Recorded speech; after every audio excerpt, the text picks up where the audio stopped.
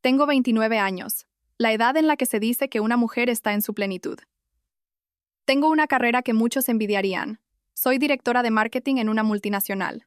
Con unos ingresos anuales que superan los 80.000 euros, vivo con mi madre en un piso de lujo en el barrio de Salamanca, en Madrid.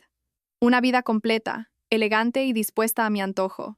Todo en mi vida parecía estar bajo control, excepto una cosa, mi propio matrimonio. Mi marido se llama Javier. No fue el hombre que yo elegí, sino el que mi madre eligió para mí, o para ser más exactos, el que aprobó después de varios intentos fallidos de encontrarme pareja. Hace 4 años, cuando acababa de cumplir los 25, mi madre empezó a impacientarse. Temía que su hija, demasiado brillante y exigente, perdiera el tren. Y entonces apareció Javier. Era el hijo de una vieja amiga de su pueblo en Extremadura, que había venido a Madrid para trabajar como técnico en una empresa de electrónica. Mi madre se fijó en él, no por su talento o su riqueza, sino por su apariencia bondadosa y sencilla, y lo más importante, por su origen humilde. Mi madre decía que, casándome con alguien así, a su hija no la maltratarían y podría tener el control en casa. En aquel momento, me opuse rotundamente. Yo, una directora de marketing, ¿cómo iba a casarme con un simple técnico con un sueldo de 1.200 euros al mes? Era una humillación, pero mi madre usó todos los medios a su alcance, desde lloros y amenazas hasta declarar que me desheredaría si no la obedecía. Al final acepté a regañadientes entrar en un matrimonio sin amor con una única condición. Javier tendría que venir a vivir a nuestra casa. Mi madre estaba exultante. Creía que obligar a Javier a vivir con nosotras afirmaba la posición de nuestra familia y era una forma de probar si era un cazafortunas. Durante los últimos 4 años, Javier ha vivido en esta casa exactamente como un arrimado, o incluso peor. Nunca se le permitió sentarse en la misma mesa durante las cenas familiares con invitados, ni fue presentado formalmente a mis amigos o socios. A ojos de mi madre y míos, él era solo una sombra, un sirviente sin sueldo, una presencia tan insípida que a veces olvidaba que estaba casada. Nuestro piso tiene 3 dormitorios, uno grande para mí, otro para mi madre y uno más pequeño, que era un antiguo despacho, acondicionado para Javier. Desde la misma noche de bodas, le dije claramente: tú y yo dormiremos en habitaciones separadas. No entres nunca en mi cuarto sin mi permiso. Él solo asintió en silencio, sin una palabra de protesta, sin una sola pregunta. Su aceptación, tan fácil y sorprendente, solo aumentó mi desprecio. Un hombre sin amor propio, sin opinión. Nuestra vida transcurría en una frialdad extrema. Durante el día, me sumergía en el trabajo, en reuniones, viajes de negocios y fiestas lujosas. Construí la imagen de una mujer soltera, exitosa y atractiva. Nadie en la oficina sabía que estaba casada. No llevaba anillo de bodas y nunca mencioné la palabra familia. Al volver a casa por la noche, solo encontraba a Javier en la cocina, atareado preparando la cena. La cena solía ser para 3. Pero el ambiente era tan pesado como si hubiera una docena de personas sentadas allí. Mi madre y yo hablábamos de trabajo, de compras, de los hombres ricos que me pretendían. Javier comía en silencio, y luego, sigilosamente, recogía la mesa y lavaba los platos. Era como una máquina programada, sin emociones, sin quejas. Nunca le pregunté por su trabajo, sus amigos o su familia en el pueblo. No me importaba. En el fondo, siempre consideré este matrimonio como una parada temporal. Estaba esperando a que apareciera un hombre verdaderamente digno de mí, alguien que pudiera estar a mi lado en la cima del éxito. Cuando eso ocurriera, no dudaría en echar de mi vida a este técnico de provincias. Viví con ese pensamiento durante 4 años, con la arrogancia de quien se cree el centro del universo, sin saber que el precio de la arrogancia y la miopía a veces es demasiado alto para pagarlo. Si alguien me preguntara sobre la vida de mi marido durante esos 4 años, probablemente no podría decir mucho más que la palabra insípida. Pero si me preguntaran por las cosas que hacía por mi madre y por mí, podría recitar una lista interminable. Cada mañana, a las 6 en punto, Javier ya estaba en pie. Iba al mercado y preparaba el desayuno para toda la casa. Mi madre tiene el estómago delicado y solo puede tomar caldo de pollo con arroz, mientras que a mí me gusta el desayuno continental. Una tostada con un huevo frito con la yema líquida y un zumo de naranja natural sin azúcar. Nunca se equivocó con nuestros gustos. El caldo de mi madre siempre estaba caliente y suave. El huevo, siempre con la yema en su punto exacto. Después de que nosotras nos íbamos a trabajar, él limpiaba la casa. El piso, de más de 100 metros cuadrados, estaba siempre impecable, sin una mota de polvo. Mi ropa y la de mi madre las lavaba a mano, separando por tipo de tejido, las secaba y las planchaba meticulosamente antes de colgarlas en el armario. Mi madre tiene un pequeño jardín de orquídeas en el balcón que valora más que el oro. Javier lo cuidaba con más esmero que ella. Leía libros, aprendía a abonar y regar correctamente. Gracias a él, el jardín de orquídeas de mi madre florecía espléndidamente cada año. Cualquier cosa que se estropeaba en casa, desde una bombilla hasta el grifo o la compleja lavadora, Javier lo arreglaba en un instante. Mi madre una vez comentó con sarcasmo: «Al menos es mañoso, típico de un técnico. Para lo demás, no sirve de nada». Javier lo oyó, pero permaneció en silencio. Sus manos seguían trabajando con agilidad. Su silencio me irritaba. Preferiría que discutiera, que se enfadara, para tener una excusa para gritarle y humillarle. Pero no lo hacía. Era como un pozo profundo. Todo el desprecio que le lanzábamos se hundía sin eco. Su sumisión envalentonaba a mi madre. Lo trataba como a un sirviente. Una vez, vinieron unas amigas suyas a casa y vieron a Javier limpiando el suelo. Una de ellas preguntó inocentemente: «¿Dónde has encontrado un asistente tan trabajador y bueno?». Mi madre se rió con desdén y respondió con total naturalidad: «Oh, es de la familia, un sobrino del pueblo pobre. Le tengo lástima y le dejo quedarse aquí para ayudar».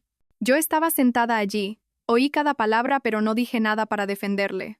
En ese momento, incluso sentí que las palabras de mi madre eran apropiadas. Era cierto, le estábamos haciendo un favor. Recuerdo una vez que volví tarde de una cena con clientes, apestando a alcohol. Apenas entré por la puerta, vomité en el suelo del recibidor. Javier corrió hacia mí, me ayudó a llegar a mi habitación y me limpió la cara con una toalla tibia. Incluso me preparó una infusión de jengibre caliente para la resaca. Pasó toda la noche sentado junto a mi cama vigilando.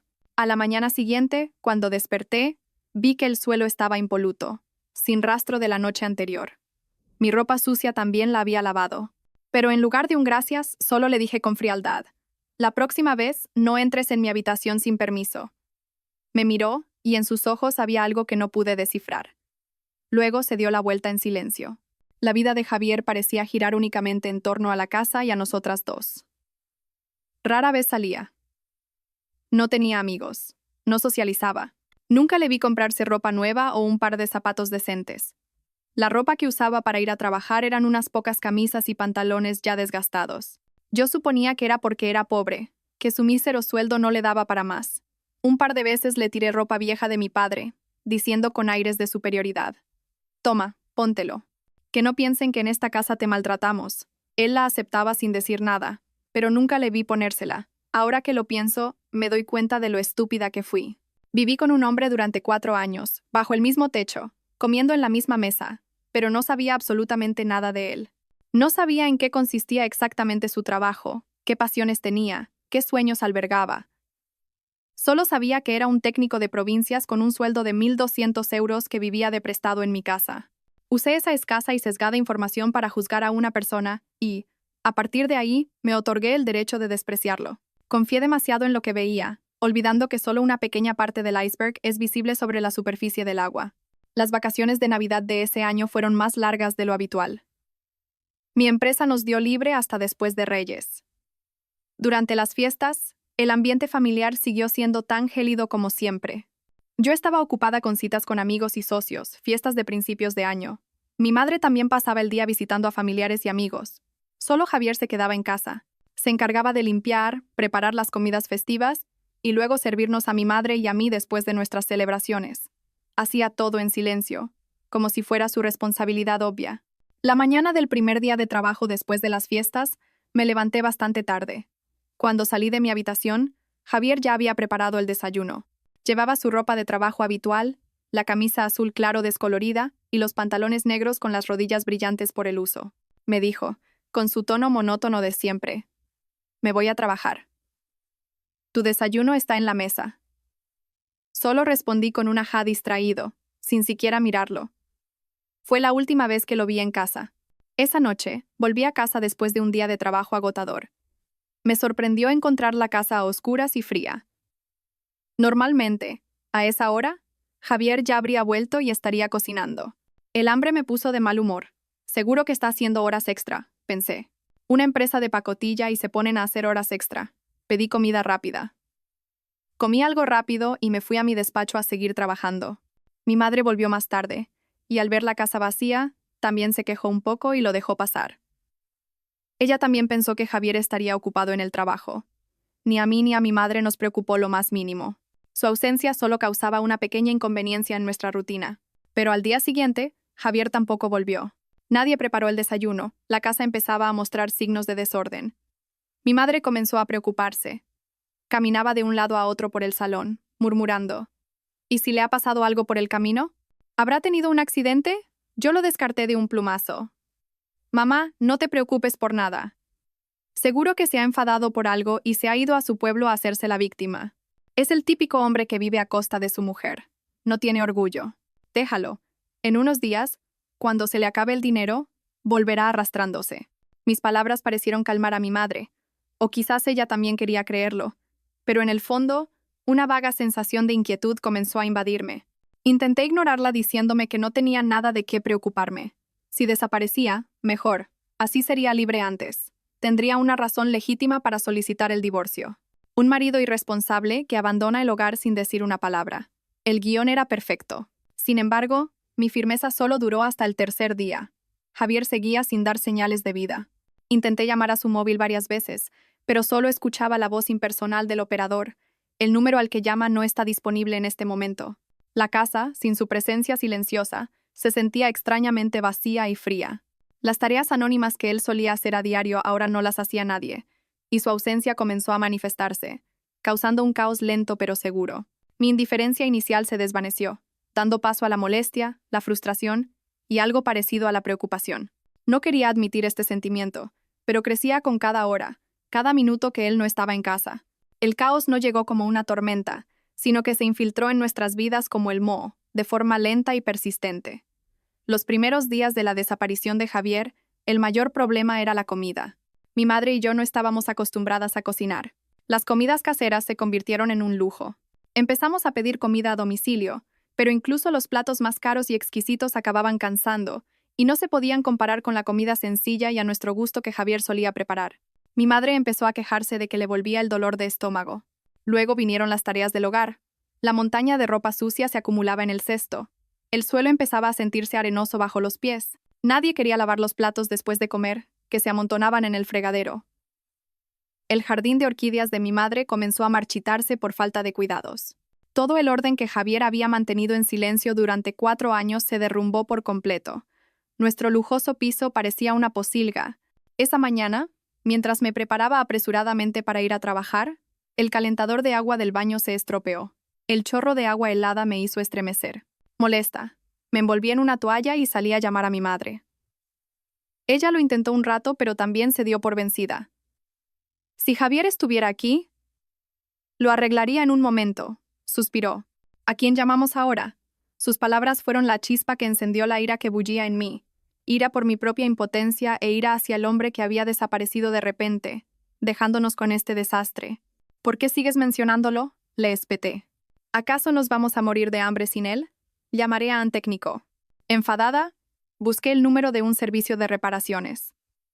Casi 1 hora después, llegó el técnico. Lo examinó un rato y soltó. Esto está muy dañado, señora. Hay que cambiar varias piezas. Costará unos cuantos cientos de euros. Me quedé helada. Unos cientos de euros no era un gran problema, pero recordé que una vez el calentador tuvo un problema similar. Javier solo necesitó media hora con su vieja caja de herramientas para que volviera a funcionar perfectamente. Mi frustración ahora estaba mezclada con desconcierto. Empecé a darme cuenta de mi dependencia de Javier, una verdad que nunca antes había querido admitir. No era solo un marido de nombre. Era un mayordomo, un cocinero, un técnico, un jardinero, todo en uno. Se había encargado de todo tan perfectamente que mi madre y yo lo dábamos por sentado. Ahora que se había ido, nos dábamos cuenta de lo importante que era el pilar que habíamos perdido. Mi enfado inicial se convirtió en una preocupación real. No por él, sino por mi propia vida. ¿Y si no volvía?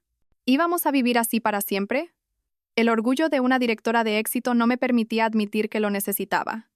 Seguí aparentando fortaleza ante mi madre, diciendo que podía solucionarlo todo. Pero cada noche, tumbada en mi amplia habitación, escuchando el tic-tac monótono del reloj, sentía un vacío aterrador. La ansiedad crecía, como una bestia salvaje devorando mi calma. Me di cuenta de que tenía que hacer algo. No podía quedarme esperando indefinidamente. Nuestra paciencia, Llegó a su límite la mañana del quinto día desde que Javier se fue. La noche anterior, la bombilla del salón se fundió. Todo el espacio quedó sumido en una penumbra opresiva. Mi madre tropezó con el borde de una mesa y casi se cae. Mientras se frotaba la pierna, no paraba de quejarse. «No puedo más». Llama a su empresa de una vez. Pregunta si está trabajando o si se ha escapado a alguna parte. Hay que aclarar esto. Mi madre me dio un ultimátum. Su voz era cortante. En realidad, ya lo había pensado, pero mi orgullo me lo impedía.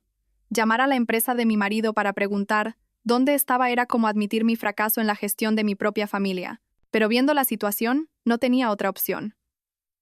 La incomodidad y el caos en casa habían vencido a mi amor propio. Entré en mi habitación, cerré la puerta y busqué en mi agenda el número de la oficina de Javier. Era un número que nunca había marcado, guardado desde los preparativos de la boda. Mi corazón latió un poco más rápido mientras pulsaba el botón de llamada. Me dije a mí misma que debía mantener la calma, hablar con el tono de una superiora que controla a un subordinado. Tras unos tonos, una voz joven y femenina respondió. «Electrónica Teca, dígame». Aclaré la garganta, intentando sonar profesional. «Hola, soy Sofía.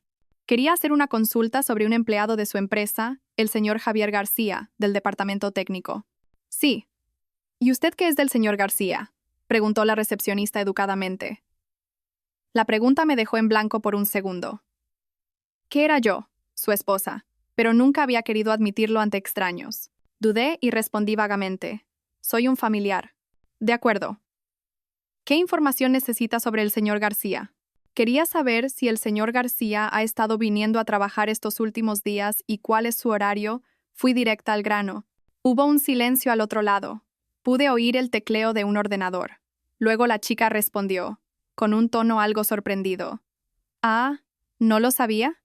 Al señor García lo han trasladado». Me quedé helada. ¿Trasladado? ¿Por qué no sabía nada de esto? Nunca me había dicho una palabra. ¿Trasladado a dónde? ¿Desde cuándo?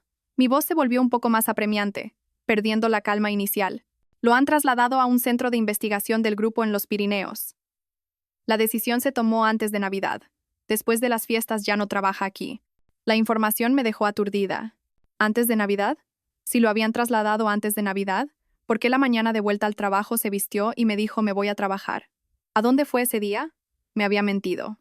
La contradicción entre las palabras de la recepcionista y la acción de Javier esa mañana me dejó completamente confundida y recelosa. Un torbellino de preguntas se formó en mi cabeza. ¿Por qué me ocultó algo tan importante? Un centro de investigación en un lugar remoto como los Pirineos. ¿Qué clase de sitio era? ¿Podría darme más detalles? ¿Sobre su nuevo puesto o cómo contactar con él? Intenté sonsacarle más información. Lo siento, señora, eso no puedo decírselo. Es un traslado interno decidido desde la sede central y es información confidencial. Aquí en la sucursal no sabemos mucho más. Solo sé que se ha ido a trabajar en un proyecto muy importante. Confidencial. Importante. Esas dos palabras resonaban en mi cabeza. ¿Qué proyecto tan importante y confidencial podría tener un simple técnico? Era absurdo. Después de colgar, me quedé petrificada en la silla. La información que acababa de recibir no solo no resolvía mis dudas, sino que complicaba y envolvía todo en un misterio aún mayor. La desaparición de Javier ya no era una simple rabieta. Detrás de ella parecía haber una verdad que yo desconocía. La sospecha y la curiosidad comenzaron a crecer con fuerza, eclipsando mi ira y mi molestia. Por primera vez en 4 años, realmente quería saber quién era el hombre al que siempre había despreciado. Tras la llamada, me quedé paralizada en la habitación. Las palabras de la recepcionista trasladado antes de Navidad, centro de investigación, proyecto importante, confidencial resonaban en mis oídos. Cada palabra era como un fragmento de cristal roto que se clavaba en el arrogante mundo que me había construido. Todo era contradictorio e incomprensible. ¿Por qué mintió? Un proyecto tan importante como para ser confidencial, ¿por qué se lo encargarían a un técnico corriente? Mi mente era un caos. Le conté todo a mi madre, pero ella estaba igual de desconcertada. Primero pensó que la empresa era un fraude, luego empezó a especular que quizás Javier se había metido en algo ilegal, y por eso había tenido que huir. Sus conjeturas solo me daban más dolor de cabeza. Sabía que necesitaba una perspectiva más objetiva, alguien que me ayudara a desenredar esta madeja. Inmediatamente pensé en Lucía, mi única y mejor amiga. Lucía y yo éramos amigas desde la universidad. Ella no tenía un éxito tan espectacular como el mío. Era gerente en una agencia de comunicación de tamaño mediano, pero tenía una familia feliz y una mente increíblemente lúcida y aguda. La llamé y quedé con ella en nuestra cafetería de siempre, un lugar lo suficientemente tranquilo para hablar en privado.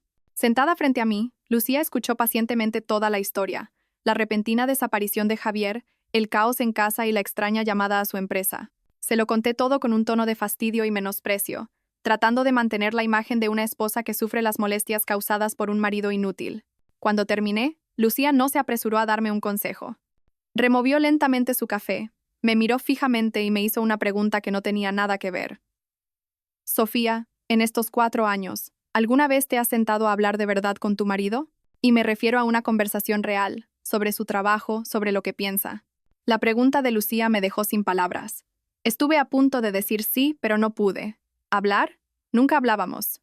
Yo daba órdenes, él obedecía. Yo criticaba, él callaba. Eso no era hablar. Al ver mi silencio, Lucía suspiró. Dijo lentamente, enfatizando cada palabra. Sofía, creo que estás viendo el problema desde la perspectiva equivocada. Das por hecho que Javier es un hombre mediocre, por lo que cada una de sus acciones te parece sospechosa o ridícula. Pero intenta pensar al revés. Tomó un sorbo de café y continuó. Un traslado a un centro de investigación, en un lugar remoto, para participar en un proyecto importante y confidencial. ¿No te suena a un escenario para gente con talento? Solo envían a los mejores y más fiables a lugares así. Un simple técnico, como tú dices, ¿qué valor tendría para que la empresa hiciera algo así? Cada palabra de Lucía fue como un jarro de agua fría. Nunca había considerado esa posibilidad. En mi mente, ya había etiquetado a Javier como un incompetente, por lo que no podía imaginar otro escenario. Lucía continuó su análisis. ¿Y el hecho de que te mintiera esa mañana? Quizás no quería mentir, quizás no tenía permiso para decir la verdad.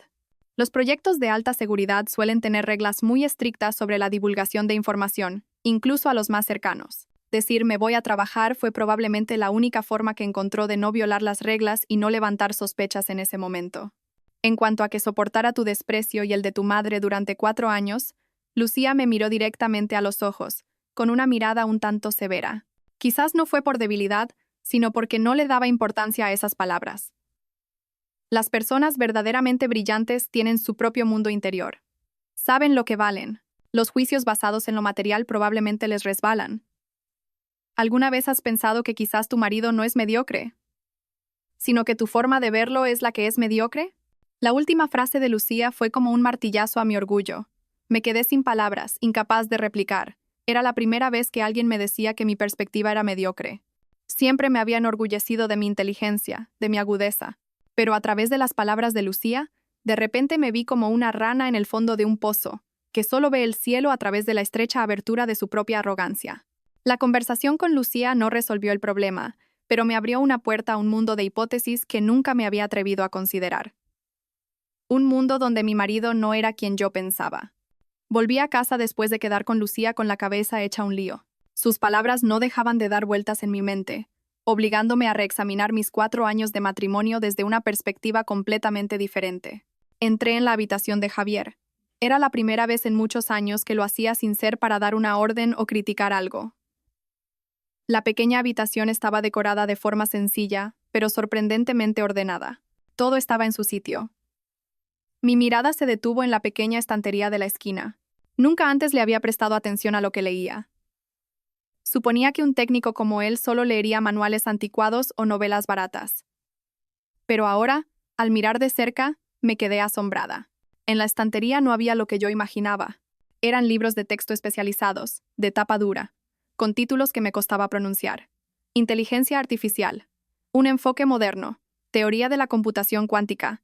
Estructuras de algoritmos avanzados. Todos eran libros en inglés, repletos de texto técnico. OG1. Estaba lleno de fórmulas y símbolos complejos que me mareaban solo con mirarlos. ¿Un técnico que repara electrodomésticos necesita leer estas cosas? De repente, recordé las veces que lo había visto absorto leyendo en esa habitación. Leía con tanta concentración que ni se daba cuenta de mi presencia. En ese momento, solo sentí desprecio, pensando que intentaba hacerse el intelectual.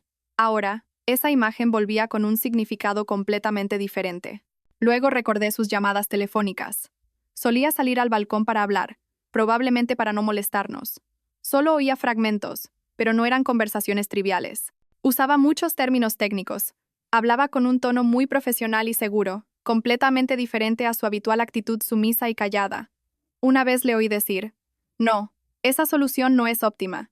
Tenemos que refactorizar todo el módulo de procesamiento principal, centrarnos en reducir la complejidad del algoritmo recursivo". En ese momento no entendí nada, solo me pareció ridículo. Ahora, pensándolo bien, la ridícula era yo. Otro recuerdo me vino a la mente. Fue la vez que el sistema operativo de mi portátil de alta gama se estropeó de repente, perdiendo todos los datos importantes justo antes de una gran presentación. Llamé desesperada al informático de mi empresa, pero me dijo que tardaría al menos un día en solucionarlo. Mientras yo estaba desesperada, Javier tomó el portátil en silencio. Se sentó con él unas 2 horas, tecleando líneas de código que no entendía en una pantalla negra. Y luego, milagrosamente, el portátil volvió a funcionar. Todos los datos estaban intactos. Cuando le pregunté cómo lo había hecho, solo sonrió tímidamente. Considera que has tenido suerte. En ese momento creí que de verdad había sido suerte. Me dejé caer en su cama aturdida. Todas las señales habían estado frente a mí durante 4 años. Tan obvias y sin embargo no las había visto. O mejor dicho, me había negado a verlas. Mi arrogancia y mis prejuicios me habían cegado, haciéndome ver solo la imagen de Javier que yo misma había creado. Un chico de pueblo, con una educación normal y un trabajo mediocre. Temblorosa, abrí mi móvil y busqué su perfil en redes sociales. Apenas publicaba nada, solo unas pocas fotos de paisajes al año. Pero mi mirada se detuvo en una publicación de hacía más de un año. Era una foto de una playa inmensa al atardecer. Debajo, un breve pie de foto. Mar ancho para que salten los peces, cielo alto para que vuelen los pájaros. Si hubiera leído este verso antes, probablemente me habría reído de su cursilería. Pero leyéndolo ahora, en estas circunstancias, me sonó a un suspiro, a un anhelo de libertad reprimida.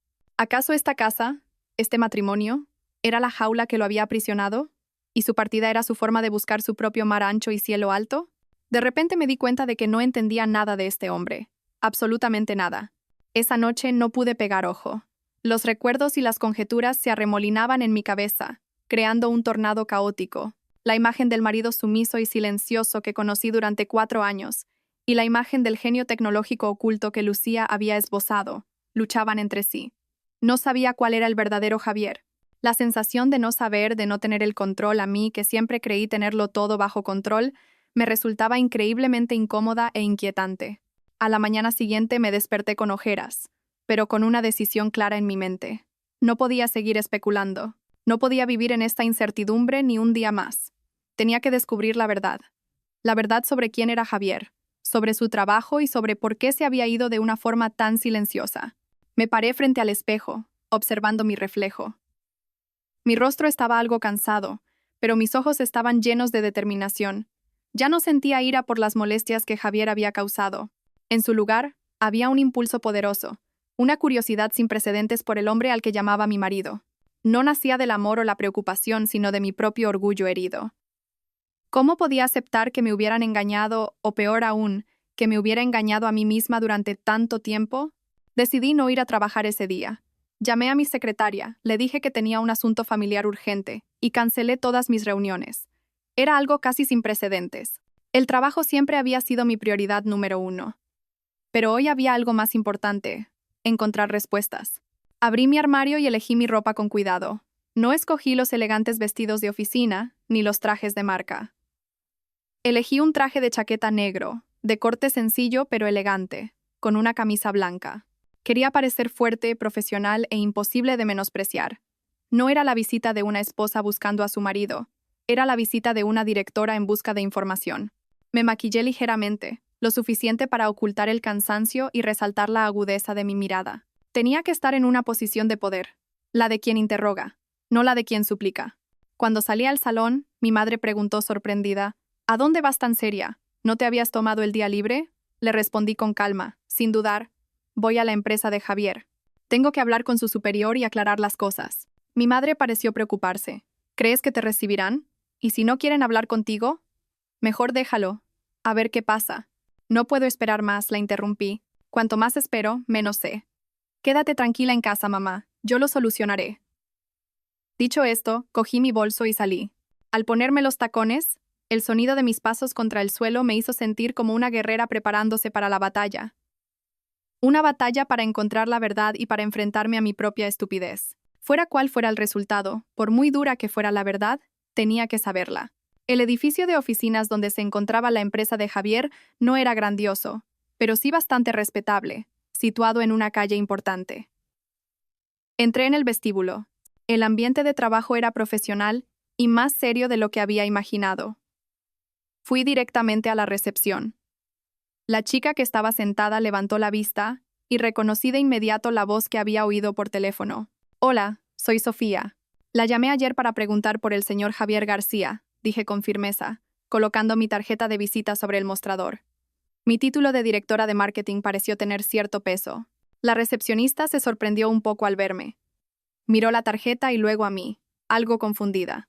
Ah, sí, hola. Pero todo lo que sabía ya se lo dije por teléfono. Lo sé, respondí, manteniendo un tono tranquilo pero autoritario.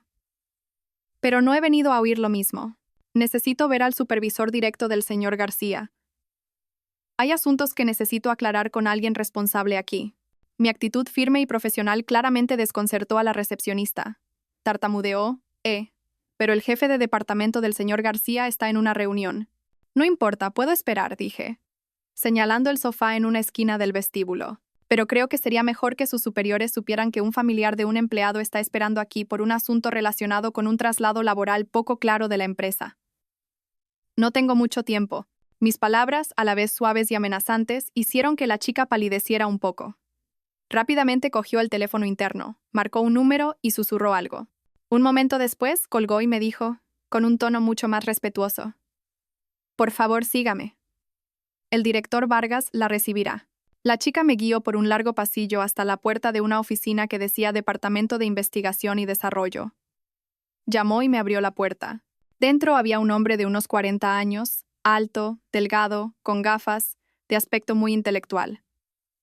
Se levantó de su escritorio al verme entrar. «Señora Sofía, bienvenida. Por favor, siéntese. Soy Vargas, el jefe de Javier». Su voz era grave y educada. Señaló una pequeña mesa de reuniones en la esquina. Su actitud me sorprendió un poco. Sabía mi nombre, y la forma en que mencionó a Javier tenía un cierto respeto, no como se habla de un subordinado cualquiera. Después de sentarme, el señor Vargas me sirvió una taza de té. Lamento las molestias que haya podido tener. Deberíamos haber notificado a la familia de manera más formal, pero debido a la naturaleza especial del proyecto, todo debe seguir un estricto protocolo de confidencialidad. Señor Vargas, fui directa al grano. He venido hoy solo para saber una cosa. ¿Quién es realmente mi marido? Javier García. ¿Y a dónde ha ido? El director Vargas me miró.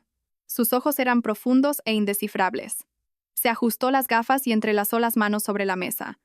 Señora Sofía, quizás debería responder a su pregunta con otra pregunta. Durante sus 4 años de convivencia, ¿cómo creía usted que era su marido? Su pregunta fue como un puñal directo a mi conciencia. Me quedé en silencio, sin saber qué responder, porque la única respuesta que tenía en mi cabeza en ese momento era no lo sé, y esa verdad me avergonzaba profundamente.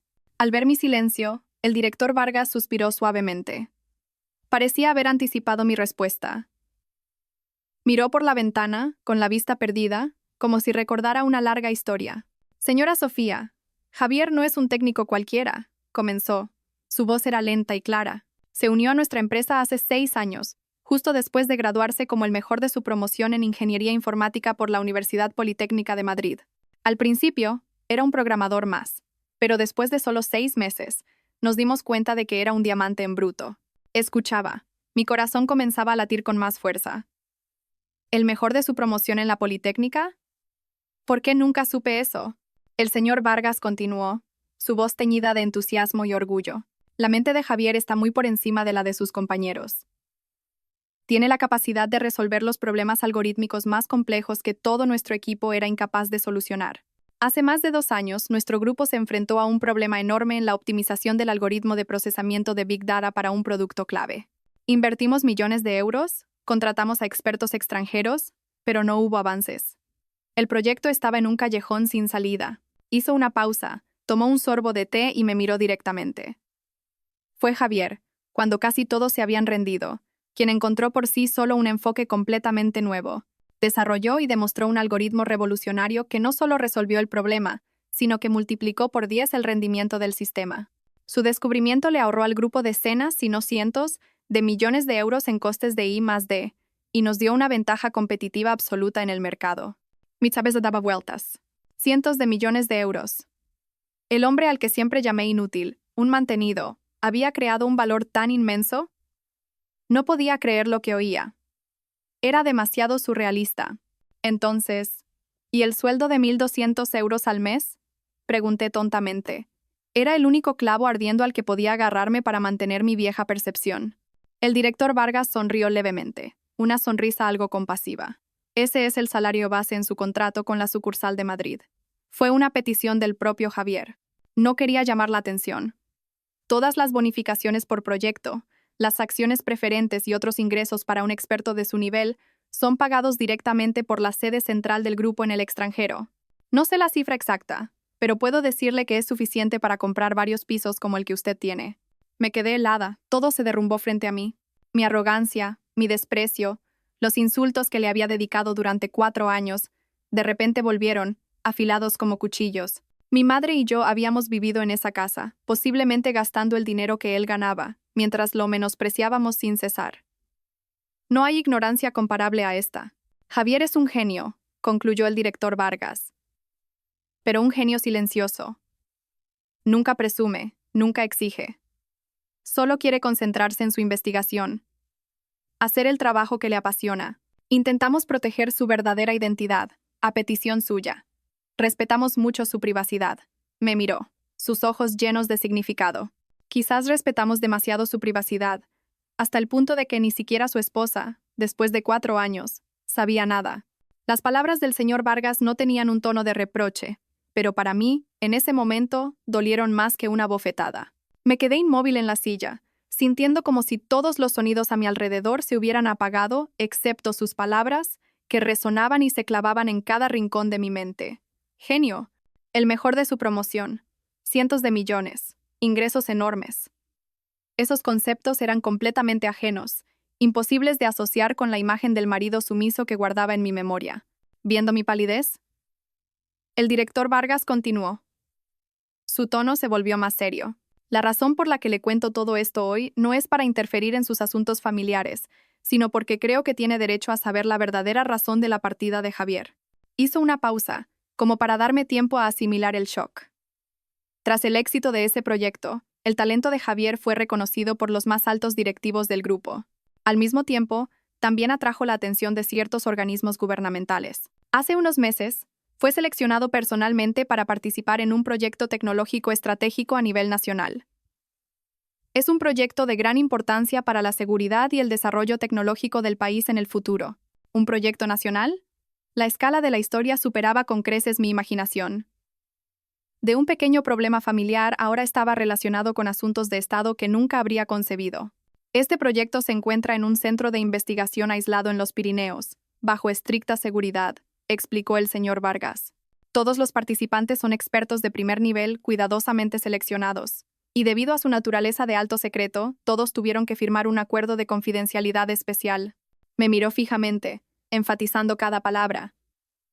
Javier tuvo que firmar un acuerdo por un periodo de 6 años. Durante esos 6 años, tendrá que vivir y trabajar completamente dentro del área del proyecto, sin acceso a dispositivos de comunicación personal, sin contacto con el mundo exterior y sin poder revelar absolutamente ninguna información, ni siquiera a su familia. Toda la correspondencia y comunicación está controlada. Es un sacrificio enorme, pero es un requisito indispensable para garantizar la seguridad del proyecto y de los propios participantes. 6 años. Esa cifra fue como otro martillazo en mi cabeza. 6 años sin contacto, sin vernos. Eso significaba que su desaparición no era temporal. Era una despedida premeditada. Una despedida más larga que todo nuestro matrimonio. Entonces, ¿por qué esa mañana dijo que se iba a trabajar? Pregunté con voz temblorosa. Era la última duda que me quedaba. El director Vargas asintió, como si entendiera mi pregunta. Según el calendario, debía presentarse en el centro al día siguiente. La decisión del traslado y todos los trámites se completaron antes de Navidad. Esa mañana probablemente fue un tiempo que se tomó para sí mismo. Quizás quería ver por última vez el lugar donde había vivido. No estoy seguro, pero creo que fue una despedida silenciosa. No podía decirle la verdad porque eso habría violado el acuerdo de confidencialidad desde el primer momento. Una despedida silenciosa. Esas palabras me oprimieron el corazón con un dolor sordo. Recordé esa mañana, él en la puerta, diciendo, me voy a trabajar con la misma calma de siempre. Y yo, respondiendo con una ja indiferente, sin siquiera girarme a mirarlo. No sabía que esa era la última vez. Me había perdido la única despedida que podía ofrecerme. Mi indiferencia de entonces se convirtió en un pecado imperdonable. No recuerdo cómo salí de la empresa de Javier ni cómo conduje hasta casa. Todo a mi alrededor parecía borroso, reducido a un color grisáceo. El camino familiar de cada día de repente se sentía extraño. El tráfico denso, el sonido de los claxones, todo quedó atrás, incapaz de penetrar en mi mundo interior que se desmoronaba. Sentada al volante, mis manos apretaban con tanta fuerza que mis nudillos estaban blancos, pero mi cuerpo no tenía ni una pizca de energía. En mi cabeza solo había un caos de imágenes y sonidos. La imagen de Javier atareado en la cocina, limpiando en silencio, cuidando con esmero las orquídeas. La imagen de él leyendo esos libros gruesos, con el rostro concentrado y absorto. La imagen de su sonrisa amable cuando arregló mi portátil. Y mezcladas con ellas, las palabras del director Vargas. Genio, el mejor de su promoción, cientos de millones, proyecto nacional, 6 años. Esas dos corrientes de imágenes y sonidos contradictorios chocaban entre sí, destrozando todo en lo que alguna vez había creído. Estupidez. Era la única palabra que podía usar para describirme en ese momento, una estupidez inimaginable. Yo, una directora de marketing, siempre orgullosa de mi capacidad para juzgar a las personas, de mi agudeza para evaluar a mis socios, había vivido junto a un diamante insistiendo en que era una simple piedra. Había usado la vara de medir del materialismo, del estatus social, de la etiqueta de un sueldo de 1.200 euros para valorar a una persona. Y me había equivocado, estrepitosamente. El arrepentimiento comenzó a crecer como un tsunami. No era solo arrepentimiento por no haber reconocido su valía, sino por cómo lo había tratado. Cada palabra despectiva, cada mirada de desprecio, cada acto de indiferencia por mi parte, y la de mi madre durante los últimos 4 años volvieron a mi mente. Aparecían nítidamente, como una película a cámara lenta, donde cada escena era una puñalada en mi corazón. Es el típico hombre que vive a costa de su mujer. Aparte de ser mañoso, no sirve para nada. Le tengo lástima y le dejo quedarse aquí. Esas palabras crueles las habíamos pronunciado mi madre y yo. Habíamos pisoteado la dignidad de una persona, de un genio, de alguien que probablemente había estado sosteniendo a toda esta familia en silencio, solo por nuestra arrogancia y miopía. La vergüenza me consumió, una vergüenza tan humillante que solo quería que la tierra me tragara. ¿Cómo pudo soportar todo eso? ¿Por qué nunca se defendió? ¿Acaso su silencio no era debilidad, sino un profundo desprecio por mi mundo mezquino y materialista? El coche se detuvo ante la entrada del garaje del edificio. Me quedé sentada en el coche durante mucho tiempo, sin querer salir, sin querer enfrentarme a la realidad. La casa de arriba, que una vez fue mi hogar, ahora me parecía la escena de un crimen, donde había infligido un daño irreparable a ese hombre. El dolor en mi pecho se hizo más agudo. No era intenso, sino un dolor sordo y persistente, como si miles de agujas pequeñas me pincharan el corazón. Sabía que este era el precio que tenía que pagar, y esto era solo el principio. Abrí la puerta y entré en casa. El piso seguía desordenado y frío. Mi madre estaba sentada en el sofá viendo la televisión. Al verme, la apagó de inmediato y preguntó con ansiedad. ¿Qué ha pasado? ¿Hay noticias? ¿Has podido hablar con ellos? ¿Qué han dicho? No respondí. Caminé en silencio y me senté en el sillón frente a ella.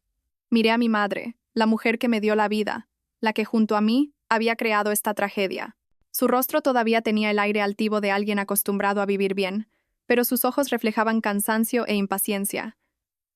Respiré hondo, tratando de que mi voz no temblara. Mamá, ya lo sé todo. Y entonces se lo conté todo. Le repetí cada palabra del director Vargas, sin omitir un solo detalle. Hablé de que Javier era el mejor de su promoción, de su algoritmo de cientos de millones, de sus verdaderos ingresos, del proyecto nacional y del acuerdo de confidencialidad de 6 años. Mi voz era monótona, sin emoción, como si estuviera presentando un informe sobre un negocio fallido. Pero cada palabra que pronunciaba era como un cuchillo con el que me hería a mí misma. Mi madre escuchaba. Su expresión cambiaba constantemente. De la sorpresa pasó al asombro absoluto. Sus ojos se abrieron de par en par, la boca entreabierta, incapaz de articular palabra. Cuando mencioné los enormes ingresos de Javier, sus manos comenzaron a temblar. Y cuando le conté lo del acuerdo de 6 años, sobre su despedida silenciosa, su rostro se quedó blanco. sin una gota de sangre. Cuando terminé mi relato, la habitación se sumió en un silencio aterrador. Mi madre permaneció inmóvil, como una estatua de piedra. Mucho tiempo después, logró hablar. Su voz era ronca y quebrada. No, no puede ser. Estás bromeando, ¿verdad? Javier, ese técnico insignificante. No es una broma, mamá, respondí con amargura. Es la verdad. La verdad que nos hemos negado a ver durante 4 años. Dios mío, exclamó mi madre, llevándose las manos a la cabeza, temblando. Entonces, durante todo este tiempo, ¿es posible que fuera él quien mantenía esta casa? La pregunta de mi madre era exactamente lo que yo estaba pensando. Con unos ingresos tan grandes, ¿en qué los había gastado? No compraba cosas para él, no salía, no enviaba mucho dinero a su pueblo, porque sus padres seguían viviendo de forma sencilla. Era muy probable que hubiera usado ese dinero en silencio para cubrir los costosos gastos de esta familia, para los artículos de lujo que yo compraba, para los viajes extravagantes de mi madre. Ese pensamiento multiplicó nuestra vergüenza. No solo lo habíamos despreciado, sino que habíamos vivido como parásitas del mismo hombre al que más despreciábamos. Mi madre empezó a llorar. Sollozos ahogados, llenos de remordimiento y humillación. Era la primera vez en mi vida que veía a mi madre, una mujer siempre fuerte y orgullosa, tan destrozada. Lloraba mientras se golpeaba el pecho. Dios mío, ¿qué he hecho? ¿Cómo lo he tratado? Soy una ciega. He echado de mi casa un tesoro. Ver llorar a mi madre me rompió el corazón. Pero yo no podía llorar. Mis lágrimas parecían haberse secado, dejando solo un dolor y un vacío infinitos. Mi madre se arrepentía de haber perdido un tesoro. ¿Y yo? ¿De qué me arrepentía? ¿De su valor o de haberme equivocado de verdad? Ni siquiera en ese momento podía estar segura. Las dos nos quedamos allí, sumidas en el tormento y el autorreproche. La verdad había salido a la luz, pero no trajo alivio, solo abrió un abismo de remordimiento tardío. Desde ese día, la vida de mi madre y la mía cambió por completo. Desaparecieron las quejas y los reproches, reemplazados por un silencio pesado que lo impregnaba todo. La verdad sobre Javier era como un gran espejo que reflejaba toda nuestra fealdad, egoísmo y miopía, haciendo que nos avergonzáramos de mirarnos la una a la otra. Pero el silencio no resolvía nada. El caos de la vida cotidiana continuaba, obligándonos a enfrentarlo.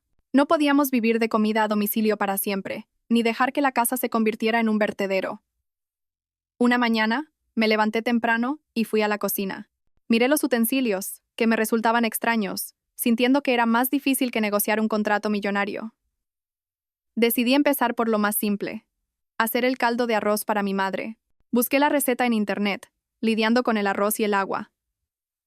La primera vez se me quemó, la segunda, quedó aguado. Mi madre lo probó, no dijo nada, pero yo sabía que era incomible. Aún así, se lo comió todo en silencio, un gesto que nunca antes habría tenido. Luego empecé a aprender a limpiar la casa. Fregué el suelo, limpié el baño, lavé la ropa. Tareas que antes consideraba insignificantes ahora me dejaban agotada. Mis manos, acostumbradas solo a teclear y firmar cheques, empezaron a llenarse de callos y a dolerme. Una vez no sabía cómo usar la lavadora y tuve que llamar al servicio de atención al cliente. La empleada al otro lado de la línea debió pensar que era una excéntrica. Mi madre también cambió. Dejó de ver la televisión o de cotillar con sus amigas. Empezó a ayudarme con las tareas del hogar. Se dedicó a cuidar las orquídeas marchitas del balcón. También intentó cocinar algunos platos sencillos. La cocina, que antes solo conocía la sombra de Javier, ahora era el lugar donde las dos aprendíamos torpemente las lecciones más básicas de la vida. Pero sabía que hacer estas cosas no era suficiente. Eso solo compensaba las necesidades físicas que Javier había cubierto. Pero su mundo intelectual, el mundo de los libros en inglés y los algoritmos complejos, seguía siendo inaccesible para mí. Una noche, después de limpiar, entré en la habitación de Javier. Me senté en su escritorio y cogí con cuidado uno de sus libros especializados: Inteligencia Artificial, un enfoque moderno. Pasé las páginas, intentando leer, pero el inglés técnico y las fórmulas matemáticas eran como un código indescifrable. No entendía nada. La impotencia me invadió. Resulta que la distancia entre nosotros no era solo una diferencia de actitud, sino un abismo de conocimiento y perspectiva. Él vivía en un mundo de lógica, de grandes ideas, mientras que yo estaba inmersa en el mundo de las cifras de ventas y las relaciones sociales superficiales. Pero no me rendí. Estaba decidida a entender su mundo. Empecé por lo más básico. Me inscribí en un curso online de informática para principiantes. Compré libros de introducción a la inteligencia artificial, a la programación. Durante el día trabajaba, y por la noche estudiaba y leía. Muchas noches me quedaba despierta hasta tarde, con la cabeza dando vueltas con conceptos nuevos. Hice todo esto no con la esperanza de que volviera y me perdonara. Sabía que era imposible. Lo hice como un acto de penitencia, un esfuerzo tardío por acercarme a su verdadero yo, para decirme a mí misma que al menos lo había intentado, aunque fuera después de haberlo perdido para siempre. El tiempo pasó, 4 meses desde que supe la verdad. La vida de mi madre y la mía había encontrado un nuevo rumbo, el del arrepentimiento silencioso. La casa ya no estaba desordenada, aunque nunca tan impecable como con él. Las comidas diarias, aunque sencillas, eran decentes, preparadas por nuestras propias manos torpes. Yo seguía trabajando, pero ya no me lanzaba a las fiestas inútiles después del trabajo. En su lugar, volvía a casa y dedicaba mi tiempo a los libros y a las clases de tecnología online. A pesar de mis esfuerzos, no tenía noticias de Javier. Era como si se hubiera desvanecido. Intenté todo lo posible. Envié correos electrónicos a su antigua dirección de la empresa, llamé al director Vargas varias veces, pero solo recibí silencio o respuestas predeterminadas. Por motivos de confidencialidad, no podemos proporcionar información. La desesperación reemplazó gradualmente a la esperanza. Empecé a aceptar que quizás nunca tendría la oportunidad de pedirle perdón. Entonces, una tarde de sábado, mientras mi madre y yo limpiábamos la casa, sonó el timbre. Abrí la puerta y vi a un hombre desconocido. Tendría unos 50 años, de complexión fuerte, rostro cuadrado y serio. Vestía ropa sencilla pero impecable. Su mirada era penetrante, como si pudiera leer mis pensamientos. Perdone, ¿es usted la señora Sofía, esposa del señor Javier García?, preguntó el hombre. Su voz era grave y firme. Mi corazón dio un vuelco. Alguien había venido a buscarme mencionando el nombre de Javier. Sí, soy yo. Disculpe, ¿usted es? Soy el señor López, se presentó. Vengo de la unidad de trabajo del señor García. Empecé a temblar. La unidad de Javier. Entonces es verdad. Por favor, pase y tome algo. Balbucé. El señor López entró, echando un vistazo a su alrededor. Su mirada se detuvo un momento en la estantería del salón, donde había añadido algunos libros de programación que acababa de comprar. Mi madre salió de la cocina sorprendida por la visita. Le presenté rápidamente. Mamá, este es el señor López, un colega de Javier. Después de sentarse, el señor López fue directo al grano, sin rodeos. Señora Sofía, estoy aquí hoy por orden de mis superiores. Durante este tiempo, hemos registrado varios intentos de contacto por su parte. Según el reglamento, el señor García se encuentra en una misión especial. Todas las comunicaciones están cortadas. Sin embargo, como usted sigue siendo su esposa legal, tenemos la responsabilidad de verificar ciertos asuntos para asegurar que no haya factores que puedan afectar a su trabajo o a su estado psicológico. Sus palabras eran serias y oficiales. Entendí que no era una visita personal. Estaban aquí para verificar, para investigar. Temían que yo pudiera hacer algo que afectara a Javier, a ese proyecto secreto. Un sentimiento amargo me invadió. Incluso después de que se hubiera ido, a sus ojos, yo seguía siendo una amenaza potencial. Frente a la mirada inquisitiva del señor López, ya no me sentí ofendida como antes. Solo sentí una profunda tristeza. Sabía que no tenía derecho a exigir su confianza. Después de todo lo que había hecho, respiré hondo, miré directamente al señor López y hablé. Traté de mantener la calma, pero mi voz temblaba. Señor, lo entiendo. Entiendo las preocupaciones de su unidad, pero por favor, créame. No tengo ninguna intención de afectar el trabajo del señor García. Y entonces, como una presa que se rompe, empecé a desahogarme. No me justifiqué, no me defendí. Le conté toda la historia de los últimos 4 años, mi arrogancia, mi miopía, cómo mi madre y yo habíamos tratado a Javier. Admití que no sabía nada de su verdadero yo hasta que se fue. Sé que es demasiado tarde para decir esto, dije entre sollozos. No espero que me perdone. Solo quiero una oportunidad, aunque sea una sola vez, para poder decirle directamente que lo siento. Una disculpa sincera, desde el fondo de mi corazón, para que sepa que he entendido mi error. Solo eso. Después, sea cual sea su decisión, la aceptaré. Mi madre, sentada a mi lado, ya estaba llorando. Me tomó la mano y se dirigió al señor López, con la voz entrecortada. La culpa es mía, de esta vieja. Yo presioné a Sofía, yo traté mal a Javier. Es un buen chico, tan bueno. Me arrepiento tanto, señor. Si pudiera volver atrás. La habitación se llenó con los sollozos de mi madre y mi silencio. El señor López permaneció quieto. No nos interrumpió, solo escuchó en silencio. Su mirada severa pareció suavizarse un poco. Miró los libros de tecnología sobre la mesa, mis manos algo ásperas, las lágrimas de arrepentimiento de mi madre. Parecía estar viendo una historia diferente a la que le habían contado. Mucho después, finalmente habló, su voz menos fría que al principio. He escuchado su historia. No tengo derecho a juzgar los asuntos privados de su familia. Sin embargo, tomo nota de su sinceridad y la de su madre. Se levantó para irse. Informaré a mis superiores del contenido completo de esta conversación. No puedo prometer nada, porque las reglas son las reglas. Pero transmitiré su deseo con total honestidad. Antes de salir por la puerta, se detuvo y añadió: el señor García es un activo valioso para el país, pero también es una persona.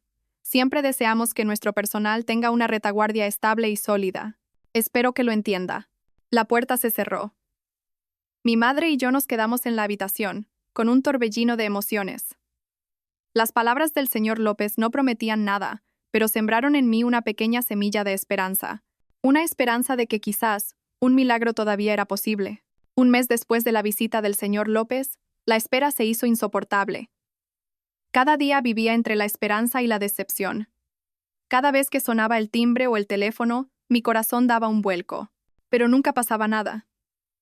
La pequeña esperanza que el señor López había sembrado en mí comenzó a marchitarse. Me decía a mí misma que había sido demasiado ilusa. Un proyecto nacional, un acuerdo de confidencialidad estricto. ¿Cómo podría haber una excepción solo por la disculpa tardía de una esposa culpable? Estaba a punto de rendirme cuando una tarde, justo un mes después de la visita anterior, el señor López apareció de nuevo, con la misma apariencia seria, pero esta vez sentí algo diferente en su mirada. «Hola, señora Sofía», dijo después de sentarse. «He venido a comunicarle la decisión de mis superiores». Mi corazón se detuvo. Contuve la respiración. Después de revisar el informe y considerar varios factores, especialmente el factor humano como le mencioné, la dirección ha decidido hacer una excepción especial, dijo lentamente. Tendrá una reunión con el señor García. No podía creer lo que oía. Balbuceé. ¿De verdad? ¿Es cierto, señor? Cierto, asintió el señor López. Pero la reunión tendrá condiciones muy estrictas. Tendrá exactamente 2 horas. Será llevada a un lugar designado y deberá seguir todas nuestras instrucciones. Antes del viaje, tendrá que firmar otro acuerdo de confidencialidad. No podrá revelar absolutamente nada de lo que vea o escuche a nadie. ¿Está de acuerdo? Sí, estoy de acuerdo. Acepto todo, respondí apresuradamente, con los ojos llenos de lágrimas. 2 horas, solo 2 horas, pero para mí en ese momento valían más que cualquier cosa en el mundo. El señor López me entregó una carpeta y un bolígrafo. Este es el acuerdo. Léalo detenidamente y fírmelo. No necesité leerlo. Con manos temblorosas, firmé mi nombre en cada página. El precio de esas 2 horas era otra atadura legal, pero no dudé ni un segundo. «Prepárese», dijo el señor López después de recoger los documentos. «Pasado mañana, por la mañana temprano, un coche vendrá a recogerla. Recuerde no llevar ningún dispositivo electrónico, solo lo esencial». Se fue, dejándome sola con una mezcla de alegría y ansiedad extremas. Estaba tan feliz que lloré. Por fin tendría una oportunidad. Pero inmediatamente después, me invadió la incertidumbre. ¿Qué le diría? ¿Por dónde empezar? ¿Sería suficiente una disculpa para 4 años de dolor? Me paré frente a mi armario, mirando mi ropa elegante, que ahora me parecía ajena. ¿Qué debería ponerme para verlo? ¿Un vestido deslumbrante para demostrarle que seguía viviendo bien? ¿O ropa sencilla para mostrar mi arrepentimiento?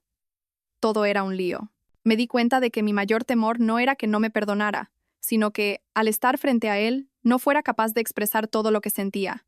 Esa mañana me desperté antes del amanecer. No había podido dormir en toda la noche. Elegí la ropa más sencilla que tenía, una camisa blanca y unos pantalones beige, sin maquillaje, con el pelo recogido. Quería que viera mi verdadero yo, sin la coraza de la directora arrogante. A la hora acordada, un coche negro sin matrícula estaba aparcado frente al edificio. El señor López estaba en el asiento del copiloto. Lo saludé y me senté en silencio en el asiento trasero. El coche arrancó, llevándome a un destino desconocido. El viaje fue largo. Salimos de la bulliciosa ciudad. Entramos en la autopista y luego nos desviamos por carreteras secundarias desiertas. El paisaje exterior fue cambiando de llanura a las montañas de los Pirineos. Después de casi un día de viaje, el coche tomó un camino de tierra, flanqueado por un denso bosque. Más adentro pasamos 2 puestos de control con soldados armados. Finalmente, un moderno complejo rodeado de varias capas de alambre de espino apareció en medio de un valle.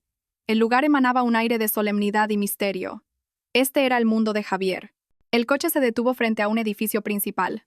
Otro empleado me guió por largos y silenciosos pasillos. Pasé otro control de seguridad antes de ser conducida a una pequeña habitación. Solo había una mesa y 2 sillas. Sin ventanas, solo la luz blanca de una lámpara. «Espere aquí, por favor.